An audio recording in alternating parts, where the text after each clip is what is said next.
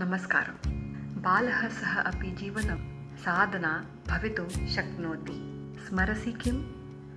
पूर्वम् अहम् एतत् उक्तवती। अद्य मम दैनिकं लघुसाधना दृश्यामि। प्रथम उत्तिष्ठित्वा भूमिदेवी च सूर्यदेव च प्रणाम। ततः स्नानार्थं पूजां देवीस्तुतीय च। बालः सः वाटिका गन्तुं समय मिरेकल ऑफ माइंड ध्यानं करोमि। भोजनं पूर्व कृतज्ञताः प्रणामः। एवं दैनिककार्येषु अपि साधना योजयतु, तदा च सुकरा भवति। भवत्याः लघुसाधना का अस्ति?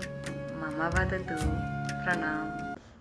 बालः सः वाटिका गन्तुं समय मिरेकल